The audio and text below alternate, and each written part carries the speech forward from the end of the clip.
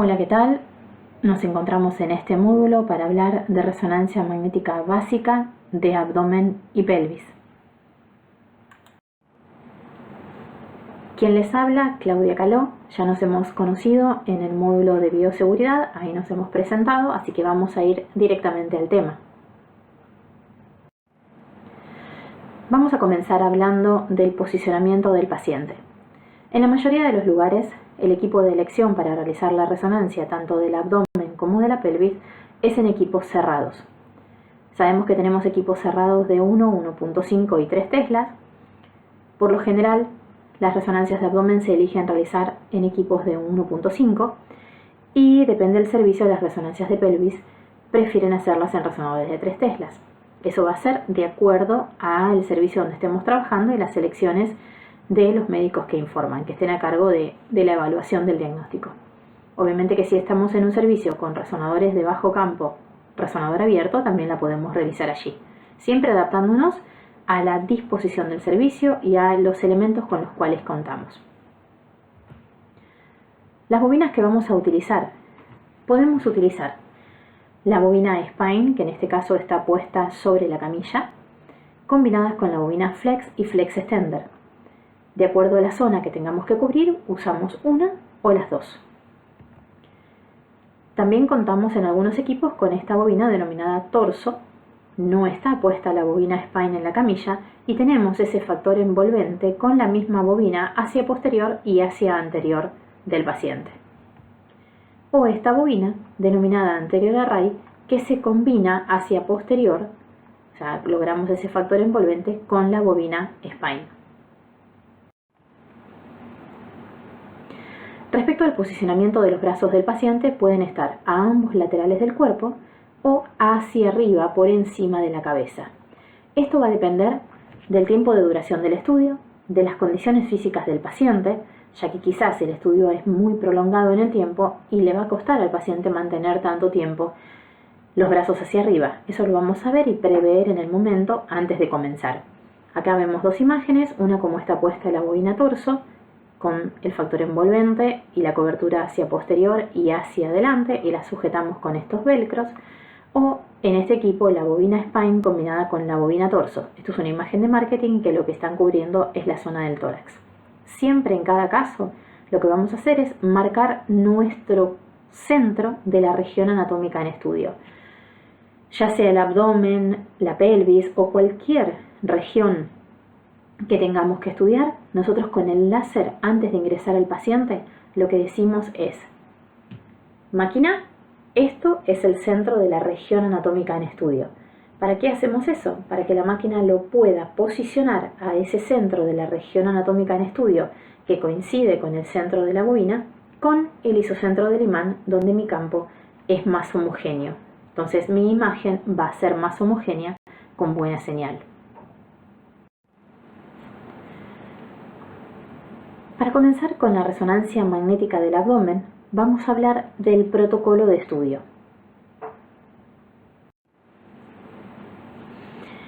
Hay diferentes indicaciones para el protocolo del abdomen, para el estudio del abdomen, y esto va a depender de la anamnesis que le hayamos hecho al paciente y del diagnóstico presuntivo del mismo.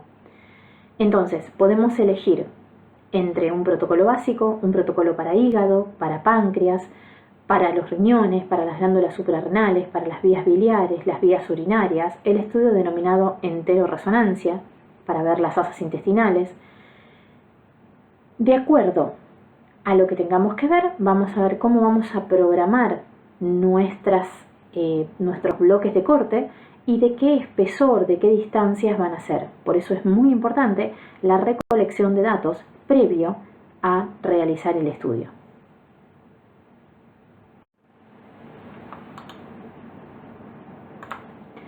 Tenemos que tener presente esta división del abdomen.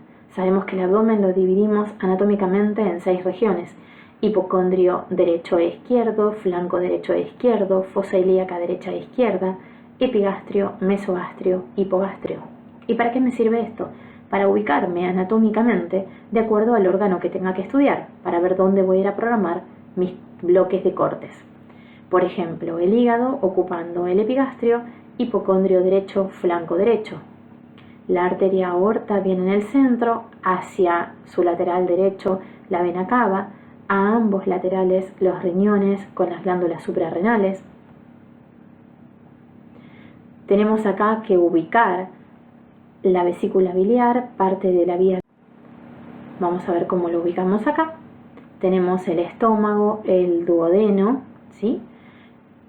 También ubicado aquí el páncreas con las diferentes porciones del mismo. La relación que tiene con el vaso, ¿sí? La vía biliar intrahepática, extrahepática, intrapancreática. Entonces, todo esto nos sirve para ubicarnos anatómicamente y ver dónde vamos a posicionar nuestro bloque de cortes. ¿Qué vamos a hacer con todo esto? Nos ponemos a pensar. De acuerdo a todos los datos que hemos recogido y de acuerdo a saber dónde está lo que tenemos que estudiar ubicado en el abdomen, vamos a elegir nuestro protocolo de estudio, vamos a pensar qué límites tenemos que abarcar, cómo va a ser la programación de los cortes, vamos a evaluar las condiciones del paciente. ¿Para qué? No solamente para el posicionamiento, sino para la elección de las secuencias, para ver cuánto va a durar nuestro protocolo de estudio y además si vamos a poder pedirle al paciente que realice apneas o vamos a tener que poner el gating respiratorio. Y también la selección de bobinas. ¿Qué bobinas son las que vamos a utilizar para tener la cobertura total de la zona a estudiar? Respecto al protocolo de estudio, vamos a tener grabados en nuestro equipo diferentes protocolos, ¿sí? Para el hígado, para páncreas, para suprarrenales, pero básicamente todos esos protocolos se mueven y manejan estas secuencias. Ya hemos visto en los módulos anteriores, han visto con el colega, las diferentes secuencias y las diferencias entre cada una de ellas. Ahora solamente vamos a ver los nombres. Normalmente los protocolos tienen un T2 coronal, un T2 saturación grasa en axial, una secuencia en axial, phase in y out, un T2 axial, una difusión axial y para las fases dinámicas vamos a utilizar, según las firmas, TRIVE, VIVE o LAVA. La misma TRIVE, VIVE o LAVA para la secuencia en coronal post-contraste. ¿Qué significa hacer un dinámico en axial? Es la misma secuencia que va a tener muchas fases. ¿Qué quiere decir eso? Que se repite varias veces en diferentes tiempos. Entonces yo voy a tener primero la fase sin contraste. Luego voy a empezar a inyectar el contraste y ahí voy a tener diferentes fases dinámicas. ¿Dinámicas por qué? Porque está pasando el contraste mientras yo voy a adquirir mis fases de datos, mis fases de imágenes. Entonces voy a tener mi fase arterial, mi fase venosa, mi fase portal, mi fase tardía, de acuerdo al protocolo que hayamos elegido, ¿sí? Y esas fases tienen diferentes tiempos. ¿Para qué? Para ir viendo cómo va perfundiendo el contraste, cómo va pasando ese contraste y poder llegar a categorizar, a caracterizar, mejor dicho, diferentes imágenes, posibles imágenes halladas. Para ilustrarlo un poquito, tenemos la imagen del T2 coronal, cómo la vamos a reconocer, viendo el líquido hiperintenso, la grasa no está saturada. La imagen en T2 axial, líquido hiperintenso, siempre vayan a fijarse dónde es seguro que tienen líquido. Por ejemplo, en todo lo que es el abdomen tenemos el canal medular para tenerlo como referencia. Por ejemplo, acá una imagen en T2 axial. ¿Qué hago? Me fijo, a ver, tengo que pensar, ¿esta imagen es T1 o T2? Miro donde sé que hay seguro líquido. Acá, en el canal medular. Listo, es una imagen T2. ¿Por qué? Porque la veo hiperintensa. Y ahora miro la grasa. ¿Veo la grasa hiperintensa? No, la veo saturada. Entonces es un T2 con saturación grasa, a diferencia de esta, que es un T2 sin saturación grasa. ¿Sí? Esto es un T2, veo hiperintensa la vía biliar, sin saturación grasa. Miro estas imágenes. Phase in, ponderación en T1, phase out. Siempre yo digo, hagamos trampa, a ver cómo reconozco el phase out. Tiene un borde así en los órganos como si fuera que está marcado con tinta china. Como si hubiéramos agarrado un indeleble y lo hubiéramos marcado todos los bordes de los órganos. Esto es nuestra imagen fuera de fase, nuestra imagen en fase. Secuencias en T1, ponderación T1. la secuencia en difusión. Las secuencias en las diferentes fases dinámicas de contraste, imagen en ponderación en T1 con saturación grasa, acá veo el líquido hipointenso, la grasa saturada, no tiene contraste, no tiene contraste, no tiene contraste. Primera fase, otra fase dinámica, ¿sí? Más venosa. La imagen en coronal también con contraste, en T1 con saturación grasa. ¿Sí? Ahí tenemos ilustrada cada serie del protocolo con las diferentes imágenes. Y vamos a ver estos protocolos directamente con ejemplos en cada uno de los casos. ¿Cómo vamos a planificar los cortes axiales? Breath hold, sosteniendo la respiración. Voy a marcar los cortes por encima del diafragma y hasta la cresta ilíaca si es del abdomen, ¿sí? Depende del servicio donde estemos, depende de la secuencia que como la tengamos programada, podemos poner estas bandas de saturación o no. Vamos a mirar nuestro field of view que abarque nuestra región anatómica en estudio. A veces cuando nosotros obtenemos un localizador, podemos obtener el localizador en respiración libre o un segundo localizador o el mismo localizador en apnea para tener exactamente la posición del paciente de acuerdo al movimiento diafragmático. Yo generalmente le doy un margen más por las dudas que el paciente a veces cuando mantiene las apneas no las hace siempre 100% parejas. Entonces por esa posible variación de las apneas siempre le doy un poquito un margen más. Si voy a programar cortes axiales con gating respiratorio o con navegador, esto es lo que se llama el navegador. Tiene esto, un tracker, un navegador, lo que llamamos, que es un elemento que nos permite censar acá en la posición del diafragma y está todo el tiempo censando los movimientos respiratorios. Entonces nos va a aparecer un gráfico para ir viendo la sincronización respiratoria del paciente, ¿sí? Para ver el movimiento respiratorio del paciente, y acá el paciente está con respiración libre. Yo le marco a la secuencia que esta secuencia va con tracker, con navegador, y la secuencia va censando los movimientos respiratorios y evitamos el movimiento respiratorio del paciente, ¿sí? Si es que el paciente no puede mantener apneas o si la secuencia requiere de por sí el tracker o navegador. La programación de los cortes coronales. De acuerdo a lo que esté estudiando, puedo abarcar así la totalidad hacia anterior y hacia posterior, adquiriendo mi field of view coronal, cubriendo toda la zona del abdomen, o si estoy haciendo un protocolo renal o suprarrenal, puedo disminuir la cantidad de cortes en dirección antero-posterior y cubrir solamente la zona anatómica de estudio. De igual manera si estoy cubriendo el páncreas. ¿Sí? Eso va a ser de acuerdo a la elección del protocolo que tengamos que hacer, de acuerdo al órgano que estemos visualizando. Acá, por ejemplo, en esta firma ven que acá dice B01, B02. Esta es la cobertura anterior de las bobinas, combinadas con los elementos de la bobina Spine, SP2, SP3 y SP4. Para ilustrar un poquito esto, piden una resonancia magnética de abdomen y pelvis. El paciente tiene 41 años y el paciente en la indagatoria, en la anamnesis, nos avisa que son conocidos sus quistes hepáticos. Se ve que el señor ya sabía que se hacía esto de rutina y, como para que nadie se sorprenda, nos da aviso de esto. Vamos a analizar estas imágenes. Miro las imágenes. Esta imagen, este 1, este 2, tiene saturación grasa. ¿Qué voy a hacer?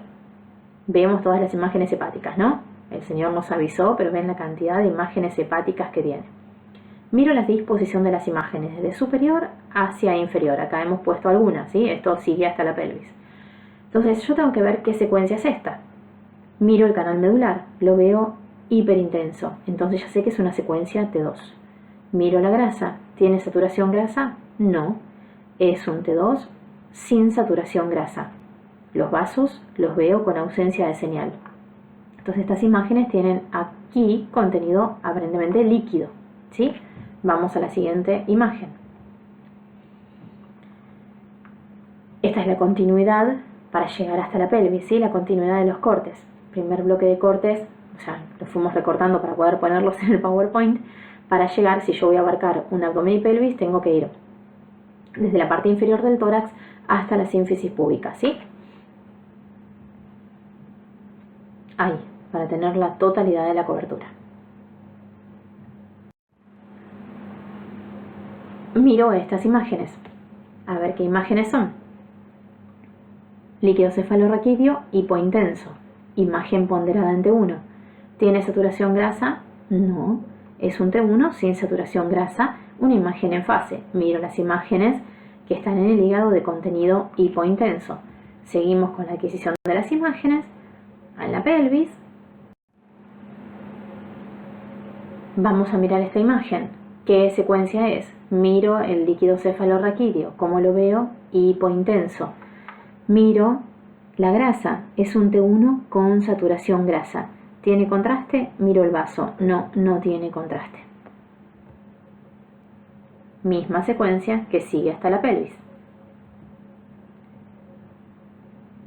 Y a este paciente le agregaron una imagen en T1 coronal sin saturación grasa.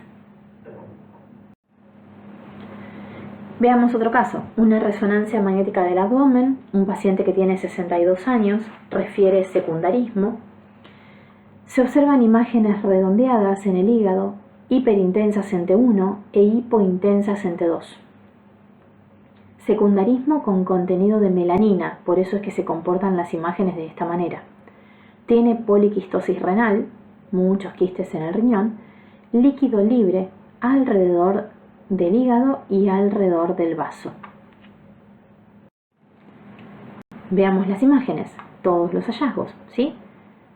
Las imágenes hepáticas, el líquido que estaba alrededor del hígado, ¿sí?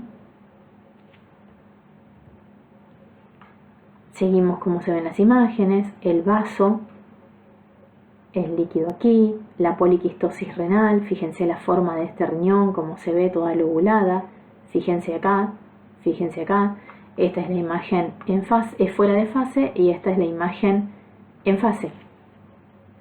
Ambas potenciadas en T1. Ahí está la imagen de la poliquistosis renal. Miramos esta imagen.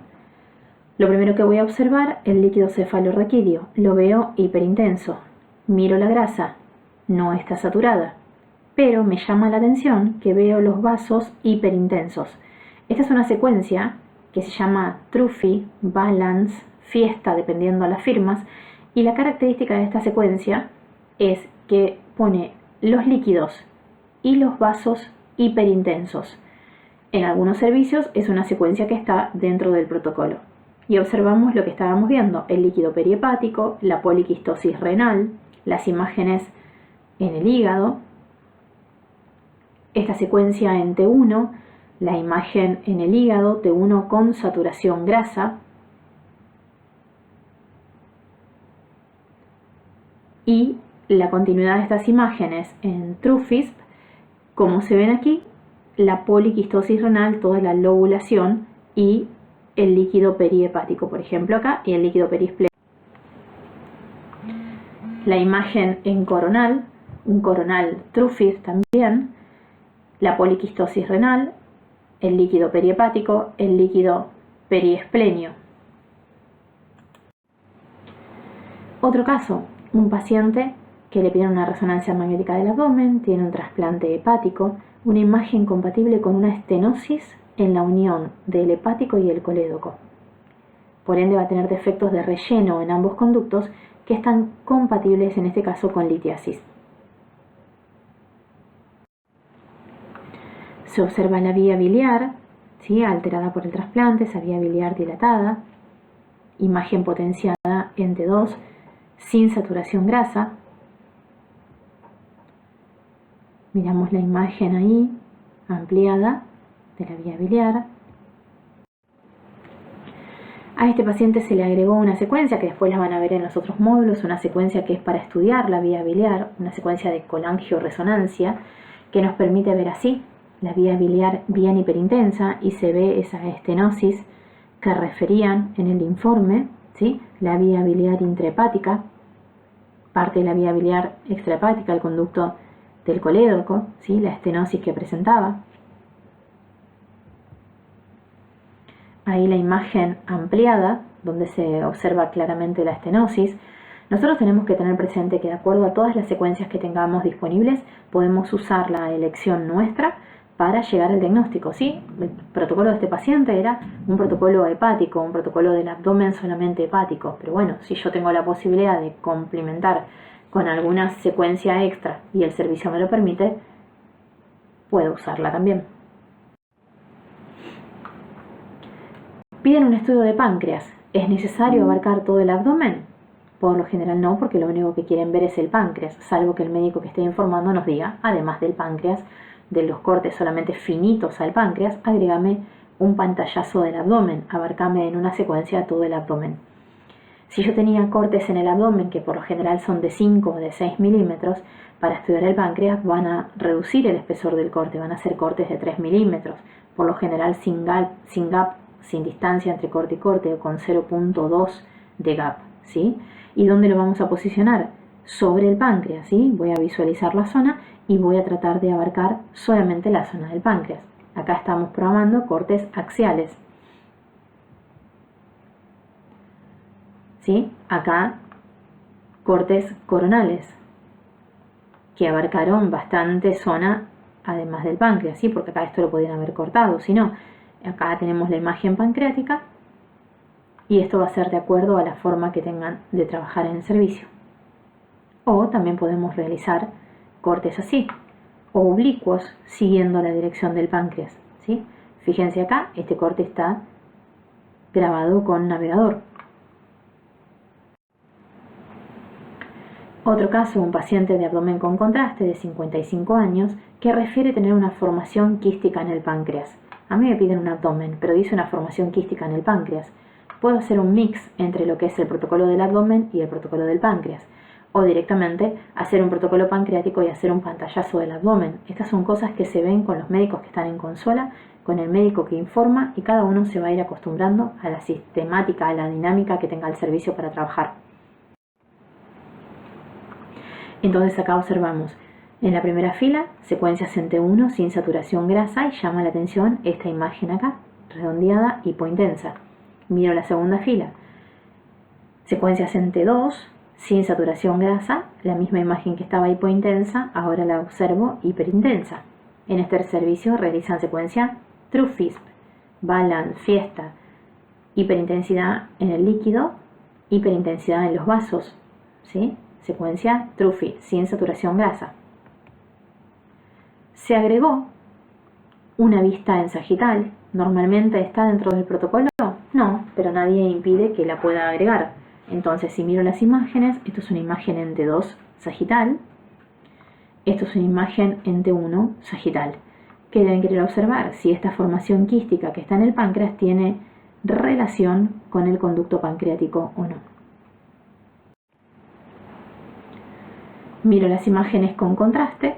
Tenemos la imagen con contraste en T1, imagen con contraste en T1 y con saturación grasa, una imagen en sagital y imagen en coronal. Todas potenciaciones en T1, la fila del medio en T1 con saturación grasa. Y a este paciente también le han agregado la secuencia que vimos en el caso anterior de la colangioresonancia, donde se ve claramente la vía intrahepática, la vesícula, el colédoco, el wirsum y la imagen quística que estaba en estudio. Miren cómo uno, agregando una secuencia, puede adornar bonito al estudio y ayudar al diagnóstico. Nos piden un protocolo renal y suprarrenal. Visualizamos ambos riñones y los cortes obviamente van a ir estando dirigidos ahí. Puedo cortar así, los cortes axiales siguiendo la oblicuidad del riñón para que sea perpendicular al eje mayor del riñón, o depende de algún servicio los ponen directamente rectos al isocentro, o sea, ortogonales al cuerpo, ¿sí? En el Field of View miro la zona anatómica que esté incluida y mis límites hacia superior y hacia inferior para incluir los riñones.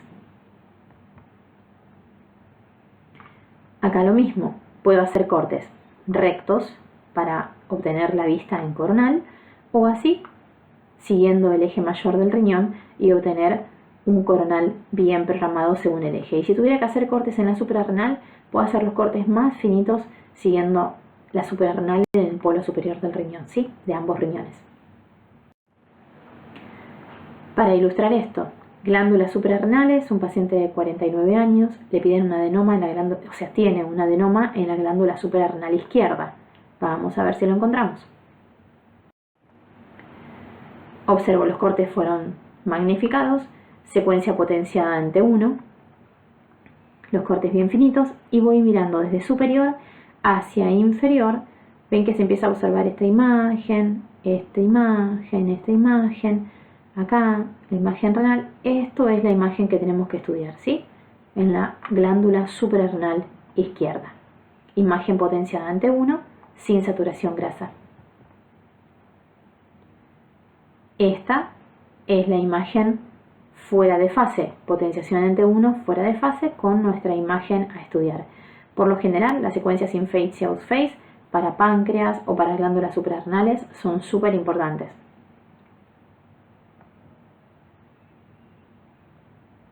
Acá la imagen con contraste, ¿sí? Cuando se hacen los protocolos de glándula suprarrenal, tienen muchas fases. Incluso, depende del médico que está informando, hay fases prolongadas hasta 20 minutos posterior a la inyección del contraste. Y se van adquiriendo y magnificando. Estudio de medición de hierro, ¿sí? Cuando un paciente viene con este protocolo a realizar medición de hierro, talasemia, hemocromatosis, se realizan 3-4 cortes en la zona medial del hígado y es los mismos cortes en diferentes tiempos de eco, desde un tiempo de eco menor a un tiempo de eco mayor.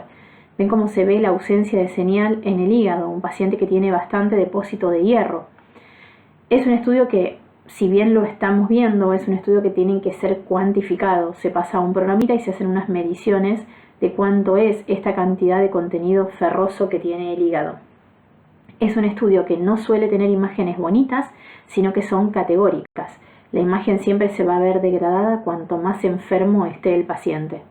Y por lo general viene acompañado de la medición de hierro en el miocardio, que al igual que en el hígado es, por ejemplo, en este caso un corte en eje menor en el miocardio, vemos ventrículo izquierdo, miocardio, ventrículo derecho, y en el miocardio, donde se va a depositar el contenido ferroso, se repite este corte en diferentes tiempos de eco. Ven cómo se va degradando la imagen y vemos el miocardio bien oscuro, ¿sí? Se degrada la imagen por el contenido ferroso y esto también tiene que ser cuantificado.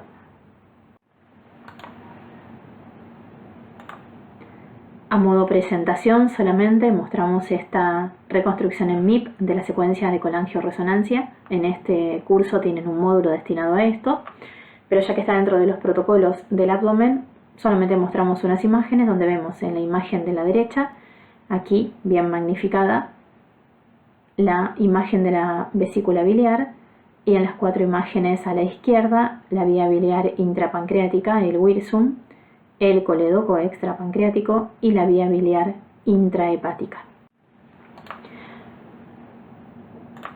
Refiriéndonos a la uroresonancia, también hay un módulo destinado a esto.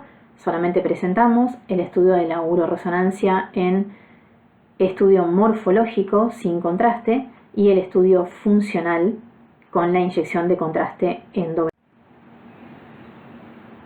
Y ahora sí, pasamos al estudio de la pelvis por resonancia magnética.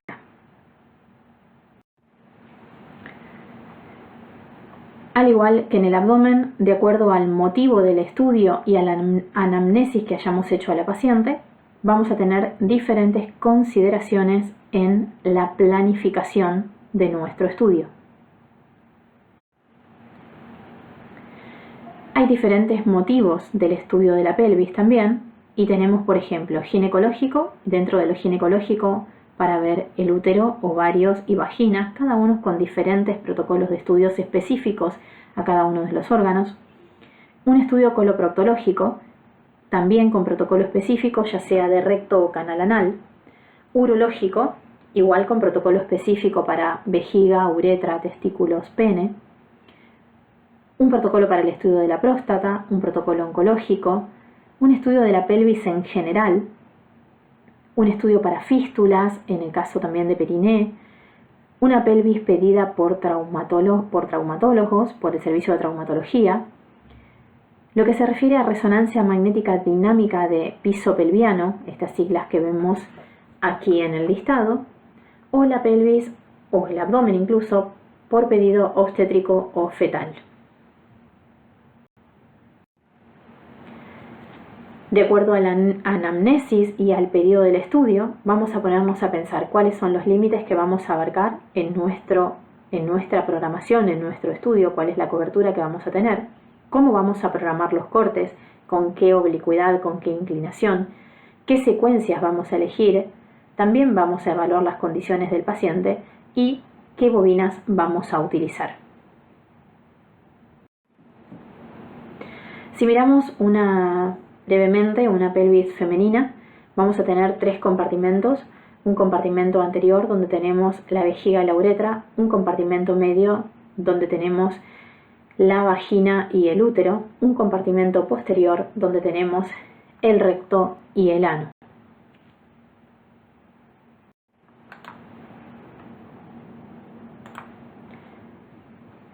Si observamos una pelvis masculina, observamos el recto con la apertura del canal anal y la próstata con la porción de la uretra intrapélvica y la porción extrapélvica dentro del pene. Nuestro protocolo de estudio puede ser que tenga la vejiga vacía o llena, de acuerdo a lo que tengamos que estudiar. Puede ser necesaria la administración de gel endovaginal, endorrectal o ambos. Puede ser necesario dar algún antiespasmódico para mantener más reducido el movimiento peristáltico y no observar movimiento. Referente a las secuencias, nos vamos a mover dentro de estas secuencias. Dentro de lo que es sin contraste, secuencias ponderadas en T2, sagital, coronal y axial. Puede ser que alguna secuencia tenga saturación grasa. T1, que puede ser sin y con saturación grasa, secuencias de difusión, y todas estas secuencias van a estar en el plano más conveniente, la saturación grasa, el T1, en los planos más convenientes de acuerdo al médico que informa cuál es su indicación. Por lo general en el estudio de pelvis se realiza un T2 axial de 5 milímetros que va desde las arterias mesentéricas hacia abajo. Después el resto de los estudios son cortes de alta resolución, cortes de 3 milímetros. Y con contraste, en el caso de ser necesario, se realizan también en T1 con o sin FATSAT en los planos más convenientes y depende del protocolo de estudio, utilizamos un T1 FATSAT con scan dinámico. ¿Cómo vamos a planificar? Los cortes por lo general, los cortes en la pelvis por lo general sobre el localizador, que tenemos una imagen sagital, axial y coronal, vamos a hacer un corte sagital medial en la cavidad pelviana menor, en el caso de ser estudios de los órganos de la cavidad pelviana, ¿sí? Entonces, partimos de base de la planificación de cortes sagitales, abarcando la cavidad pelviana menor, observando en el sagital si nuestro field of view abarca la zona de interés. La planificación de los cortes axiales de 5 milímetros desde las mesentéricas hacia abajo es para la observación de ganglios. Esa es la utilidad de esta secuencia. Y ortogonales, bien rectos, abarcando nuestro field of view la zona de interés, límite superior, límite inferior, límite superior, límite inferior y antero-posterior. Usamos los 3 planos para observar que nuestro paquete de cortes quede bien programado. De acuerdo a lo que tengamos que estudiar, vamos a tener que ver cuál es el órgano que tenemos que estudiar, porque no siempre el estudio, como dije antes, es a la pelvis en general, sino es al órgano en cuestión. Supongamos que el estudio es del útero. Voy a tener que realizar una planificación coronal. ¿Qué voy a hacer primero? me voy a fijar en mi plano axial cómo es la posición que tiene el útero. Voy a visualizar el útero. ¿Cómo voy a planificar un corte coronal? Paralelo al eje mayor del útero, paralelo al endometrio. Esta va a ser la inclinación que voy a tener para obtener un corte coronal. Y así va a quedar mi bloque de cortes. La cantidad de cortes va a depender de lo que esté estudiando. En algunos servicios lo único que se hace es la limitación al útero. En algunos servicios quieren que hagamos en coronal, siguiendo la inclinación del útero, toda la pelvis. Siempre es de acuerdo al médico que estemos, para el médico que estemos trabajando, para el médico que está realizando el informe. Entonces, la posición del útero sabemos que tiene diferentes posiciones dentro de la pelvis. Tenemos este útero así, este útero con esta posición, este útero que se inclina hacia posterior, este útero que queda más central. Entonces voy a visualizar en cada uno de los ejemplos el endometrio. Y así va a estar la planificación de mis cortes coronales en cada uno de los casos. ¿Sí? Paralelos al eje mayor del útero, paralelos al endometrio. Ahora bien, vuelvo a mi corte sagital, observo la posición del útero, tengo que planificar mi corte axial. ¿Cómo lo voy a hacer? Perpendicular a este eje mayor del útero. Yo tenía este corte que era para el coronal, al eje mayor del útero, y ahora lo voy a hacer perpendicular a ese eje mayor del útero, perpendicular al endometrio, mi bloque de cortes axiales. Y así es como van a quedar mis cortes programados. Vuelvo a la imagen anterior de los diferentes ejemplos. En línea punteada tengo como tenía programado mis cortes coronales, paralelos al endometrio. Y ahora en la línea recta voy a observar cómo tengo mis cortes axiales, todos perpendiculares al endometrio, perpendiculares al eje mayor del útero. ¿De acuerdo?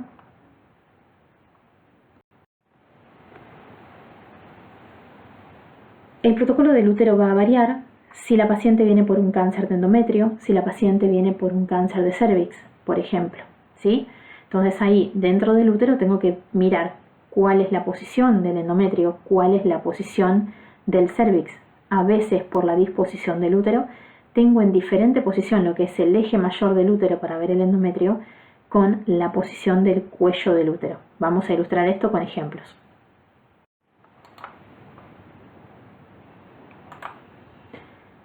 Un corte de pelvis se compone de T2 de alta resolución, contraste endovenoso y difusión. Los cortes de alta resolución son multiplanares en los 3 planos del espacio.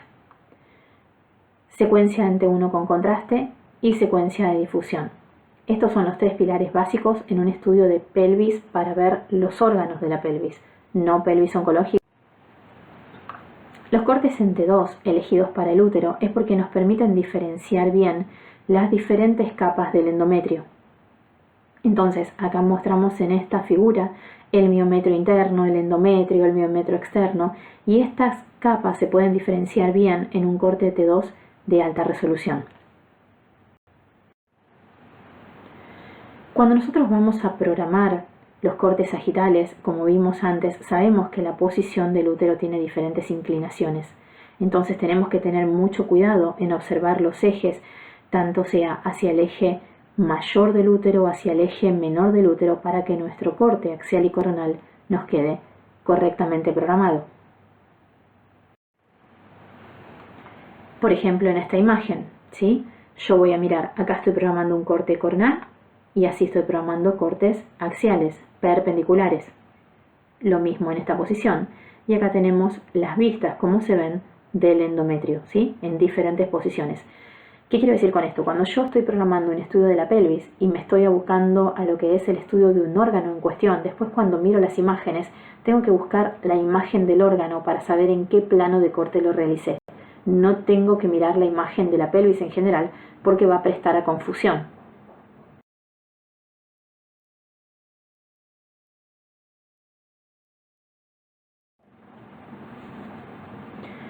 Por ejemplo, aquí tenemos dos cortes sagitales. Esta es la posición del cuerpo del útero, esta es la posición del cuello del útero, ¿sí?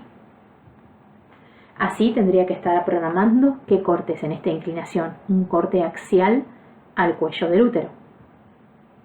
Pero con esta inclinación me quedaría un corte axial a lo que es el cuerpo, a lo que es el endometrio. Tienen diferentes inclinaciones dentro del mismo órgano, lo que es el cuerpo del cuello. Así en verde me quedaría el corte coronal en lo que es el cuello del útero y ahí paralelo al endometrio, en el eje más largo, en el eje mayor del útero, el corte coronal. ¿Se entiende? Miremos este ejemplo. Lo mismo, fíjense en cómo el útero descansa hacia posterior y acá la paciente tiene la imagen en el cuello, ¿sí? A esta paciente se le colocó gel endovaginal. Para estudiar el cáncer de cervix es muy útil y suele pedirse el gel endovaginal, no así para patología del cuerpo del útero, del endometrio.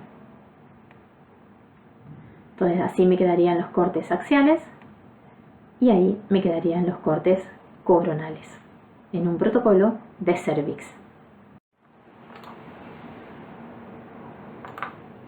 Miremos aquí, corte sagital, vemos el útero y en este caso el cervix con el eje mayor del útero, con el eje longitudinal del útero, tienen más o menos la misma inclinación.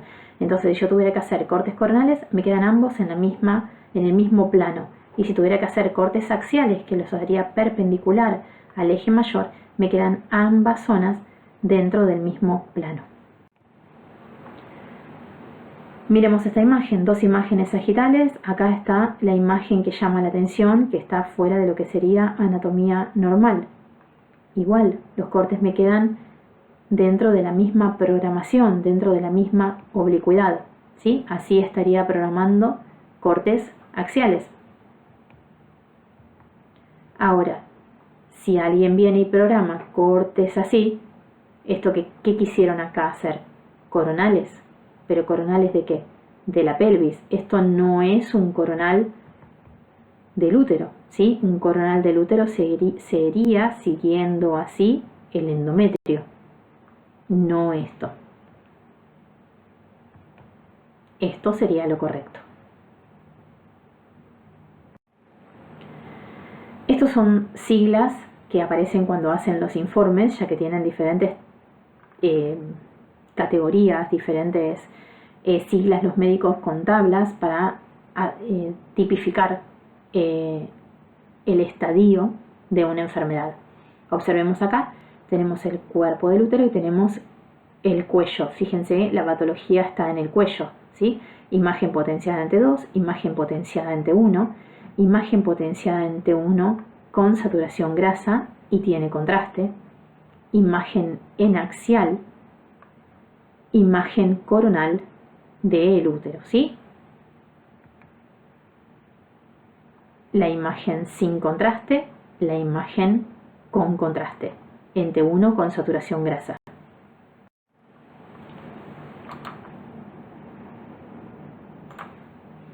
Otro ejemplo, corte sagital y cómo los programaron, ¿correcto o incorrecto?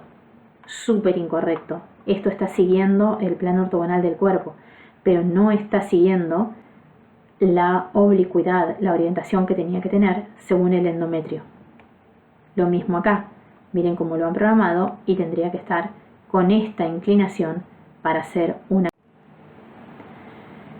Igual aquí, programaron cortes coronales que fueron parece a la pelvis, pero como el útero descansa aquí y esto es el endometrio, coincide el plano de corte con el endometrio y el estudio quedó correctamente programado.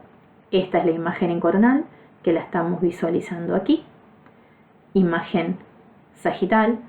Sobre ese sagital programaron los cortes perpendiculares al endometrio para obtener el axial. Bueno, pasamos ahora al protocolo de recto. El recto lo vamos a dividir en diferentes. Esta es una imagen, por ejemplo, del recto, donde vemos acá una reducción de la luz, una imagen tumoral, y acá, si estamos perpendicular a la luz, estaríamos haciendo un corte axial. Lo más importante en el estudio del recto es ese corte axial y que quede bien perpendicular a la luz. ¿Por qué? Porque esta es la forma que el médico tiene para caracterizar una imagen, una lesión en el recto. Entonces, ven que acá dice T1, T2, T3, T4, T3. De acuerdo a la zona que está invadiendo esta zona tumoral, es la tipificación que el médico pone para realizar el informe. Entonces el corte tenemos que poner mucha atención en que quede bien perpendicular a la luz sin ningún tipo de error, porque si no haríamos variar el informe médico. Ahí están las diferentes nomenclaturas que usan los médicos para poder caracterizar el estadio de una enfermedad. Y ahora vamos a ver nuestro trabajo en esto. Tenemos el recto y lo vamos a dividir en 3 porciones: inferior, medio y superior. Supongamos que acá tenemos una lesión en el recto inferior. El corte así, que estaríamos programando un corte axial, perpendicular a la luz. Si yo programo así, paralelo a la luz, paralelo a la lesión, estaría programando un corte coronal. Es muy importante cuando nosotros planificamos los cortes axiales incluir la grasa mesorrectal, la grasa que tenemos alrededor del recto. Veamos este caso. Tenemos una lesión aquí y tenemos una lesión aquí. ¿Sí? Dentro del mismo recto, en 2 diferentes porciones, tenemos 2 zonas patológicas. Entonces, si yo programo ahí, estaría programando un axial de esta zona. Y si programo así, en amarillo, estaría programando un coronal de esta parte de la lesión. Ahora bien, mantengo visualizada estas 2 lesiones. Si yo hago el corte así, estoy programando perpendicular a la luz, obteniendo un axial de esta zona. Pero si prolongo dentro de la misma secuencia hacia superior, este bloque lo estoy obteniendo paralelo a la luz. O sea que en la misma secuencia yo estaría obteniendo el axial de la parte inferior y el coronal de la parte superior. Y a la inversa, en amarillo estaría obteniendo el coronal de la parte inferior y el axial de la parte superior. ¿Se entiende? Entonces, en vez de realizar 4 secuencias, axial y coronal para esta lesión, axial y coronal para esta lesión, hago en 2 secuencias y el axial de una sería el coronal de la otra. Y el coronal de esta sería el axial de esta. ¿Sí? La indicación con o sin gel. Con gel, estadificación en tumores polipoideos, lesiones previamente tratadas, tumores pequeños. En tumores grandes y lesiones del recto inferior, va sin gel. Vamos a ilustrar. Informe médico, ¿sí? La tipificación del informe médico. Paciente femenina, compartimento anterior, vejiga, compartimiento medio, útero, compartimiento posterior, recto. Claramente tiene una lesión en la parte inferior del recto. Entonces yo tendría que programar cortes coronales así, cortes axiales así, perpendiculares a la luz. Fíjense que esto, si lo hacemos, lo ponemos en paralelo mentalmente a la ilustración de cómo se diagnostica, esto sería la luz y esta es toda la zona tumoral.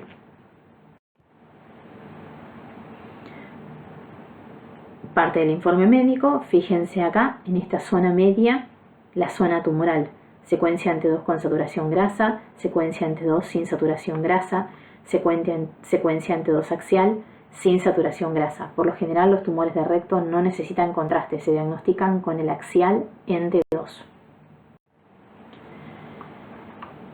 La forma de programación perpendiculares a la luz. Esta es la imagen en sagital, la zona tumoral, ven la disminución de la luz, perpendicular a la luz, cómo se planifica un axial, secuencia en T2 con saturación grasa y la planificación en coronal, paralelo a esa luz y la imagen en T2 con saturación grasa.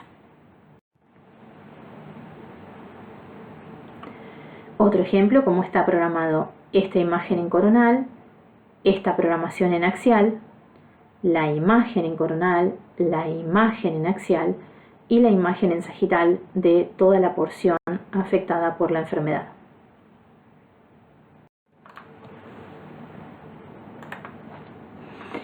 Cuando tenemos una zona así, un paciente masculino con una gran afección en toda la zona de la parte del compartimento posterior y nos es difícil identificar cuál es la invasión de la luz, sabemos que es la porción medio a superior, pero no podemos identificar bien cuál es la luz del recto. Los cortes por lo general se hacen ortogonales y acá tenemos la ilustración en imagen en T2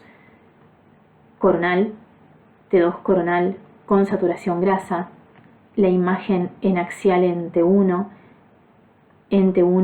con contraste y con saturación grasa, imagen en T2 axial, imagen en difusión con su correspondiente ADC. Muchas veces, cuando no podemos seguir la luz, directamente los hacemos rectos ortogonales a la pelvis.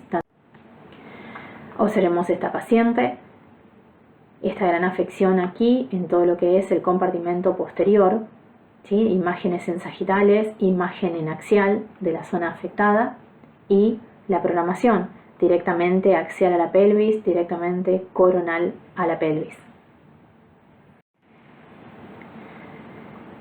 Una paciente que es femenina, tenemos los 3 compartimentos, refiere a una fístula anorrectal, ella refiere tener pérdida de materia fecal por la vagina. En los cortes sagitales observamos acá como hay una pequeña comunicación entre lo que es la pared anterior del recto y la posterior de la vagina. Entonces vamos a programar cortes axiales y coronales en esta zona. Por suerte la vagina, por suerte para nosotros y la programación, ¿no? La vagina y el recto los tenemos en la misma orientación para poder obtener los cortes coronales y axiales respectivamente, donde se ve la zona de la fístula. Ahí está la zona. Si vamos a hablar de la próstata normalmente vamos a ver órdenes que dicen próstata multiparamétrica. ¿Qué significaba esto multiparamétrica? Tenemos un estudio anatómico que es generalmente con secuencias T2, un estudio de espectroscopía para analizar los metabolitos, la concentración y la caracterización de ese cáncer de próstata, la secuencia de difusión y la secuencia con contraste de perfusión. Hoy en día en el estudio de la próstata no se realiza espectroscopía, entonces por más que digan multiparamétrica significa que tenemos un estudio anatómico de difusión y de perfusión, ¿sí? Los cortes siempre son de alta resolución. Antiguamente, para realizar el estudio de próstata usábamos esto, que era una bobina endorrectal. Esta es la imagen de la bobina endorrectal. Esta parte debería ser introducida dentro del canal rectal y lo que tenía señales, esta liñita que se ve acá azul, esto debería quedar hacia anterior del paciente. No se podía poner ningún tipo de gel ni lubricante, ya que nos daba toda una hiperintensidad en la zona y entorpecía la visión, y con eso obteníamos de manera bien cercana al órgano en estudio, en este caso a la próstata, buena señal. Con el avance de las herramientas de software y las tecnologías, esta bobina queda en desuso. La programación de los cortes de próstata depende del médico que esté informando, puede indicar que sean rectos a la pelvis, tanto en axial como en coronal, como muestra el bloque verde, o siguiendo el eje mayor de la próstata, y eso va a variar de acuerdo al servicio y el médico que esté informando. Imagen en T1 con saturación grasa sin y con contraste.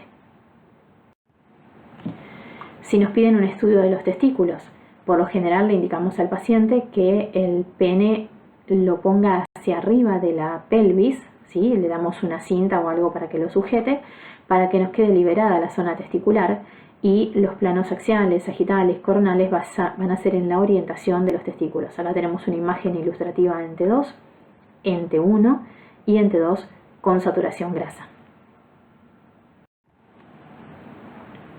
Imágenes en axial en T2, en T1 con saturación grasa, en T2 en difusión.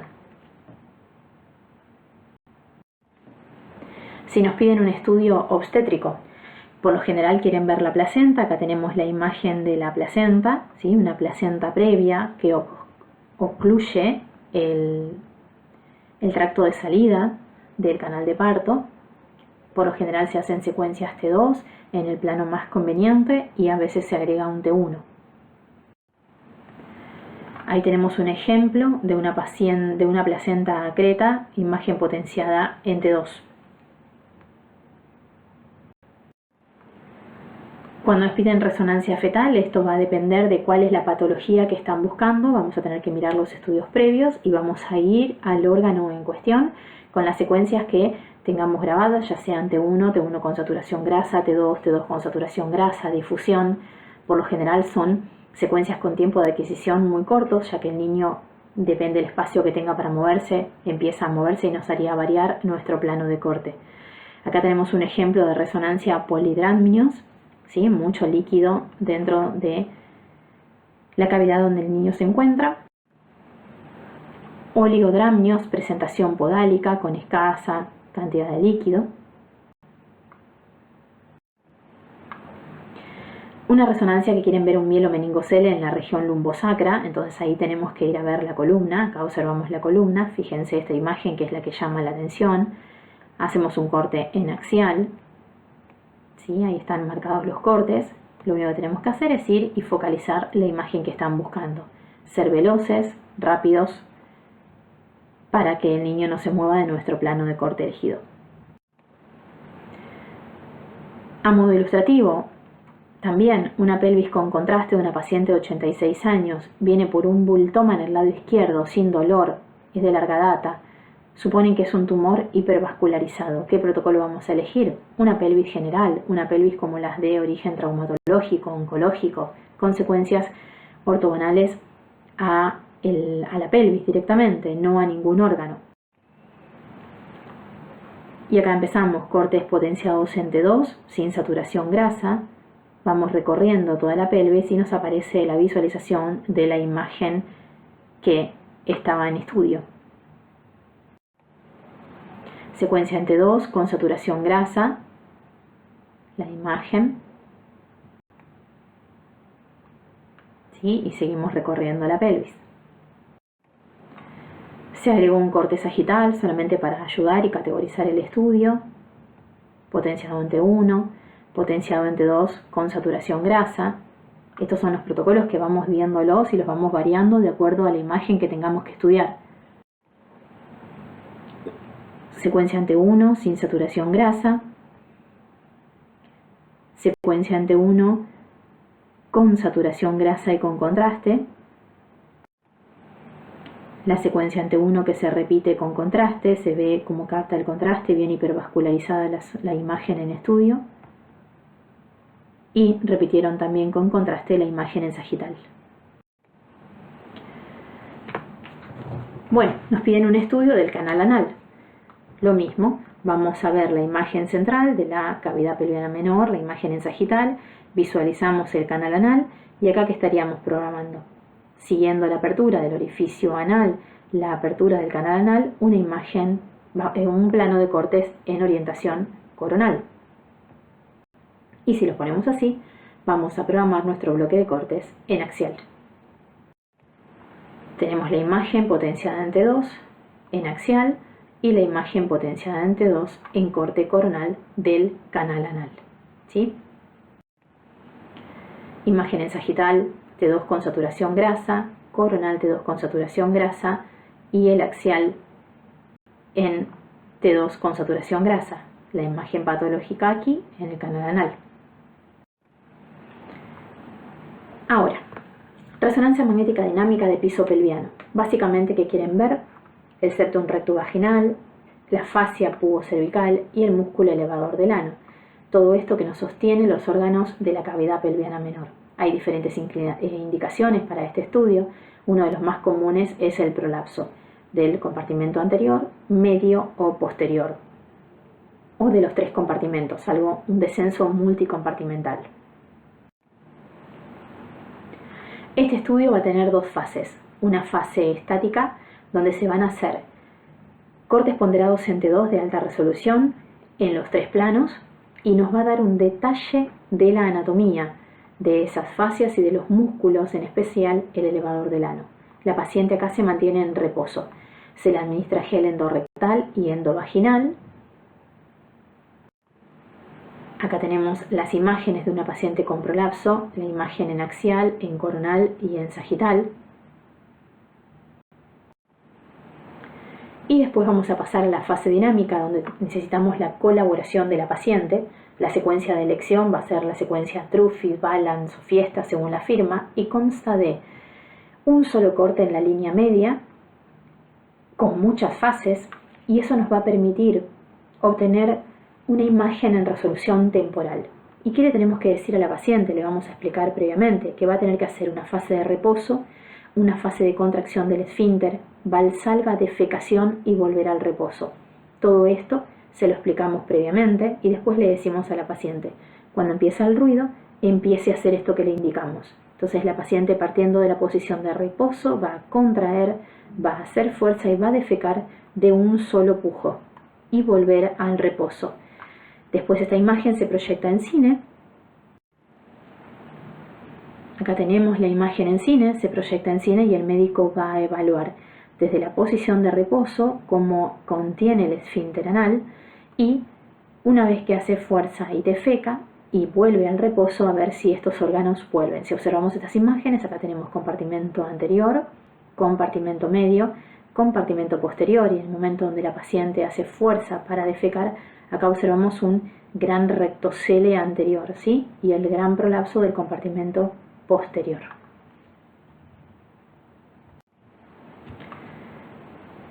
Bueno, muchas gracias. Sé que ha sido extenso, pero era darles un popurrí de cada cosa y que tengan un pantallazo de los diferentes protocolos y más o menos de las secuencias de elección y cómo se juegan con cada una de ellas. Un gusto, nos vemos en el encuentro online.